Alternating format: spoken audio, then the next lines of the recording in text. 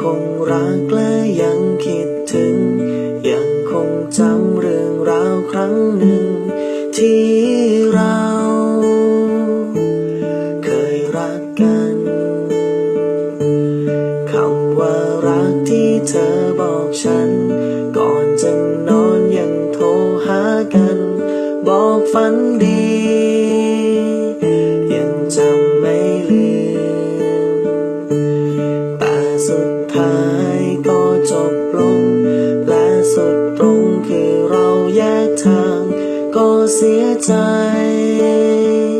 แต่ต้องทนได้เมื่อวันนี้เธอมีเขาอยู่ข้างกายและดีกว่าเราขอให้เธอ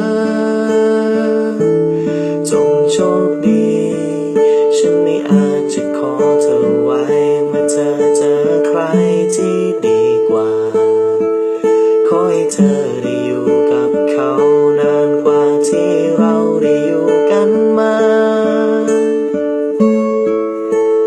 ขอให้เธอจงมีแต่ความสุขใจไม่ต้องเหงาไม่ต้องร้องไห้ให้เขาใส่ใจดูแลเธอทุกเวลาให้ได้เจอเรื่องราวดีๆอยู่อย่างนี้อย่าได้เลิกราเป็นคู่รักที่ใครๆอิจฉาเป็นความสุขที่มีน้ำตาไปไหนก็ไปด้วยกันจับมือกันไปทุกเวลาก่อนจะนอนในวันเหนื่อยล้าให้เขาบอกว่ารักฝันดีตื่นมาให้เธอสดใสดีต่อใจเธอได้ยิ่งดีส่วนความรักของฉันคนนี้ไม่ต้องห่วงหรอกยังเหมือนเดิมอาจมีบางทีน้อยใจ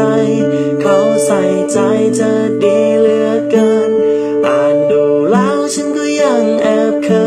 นที่เขาแท็กให้เธอหน้าวอบางครั้งที่เธอเสียใจเขาใส่ใจยังตามมันงอต่างกับฉันที่มันไม่ดีพอให้เธอรอจนเสียเธอไปสุดท้ายแล้วต่อจากนี้ขอให้มีชีวิตที่สดใสไปก่อนนะคิดถึงก็ทักได้บายบายบายบายบายบาย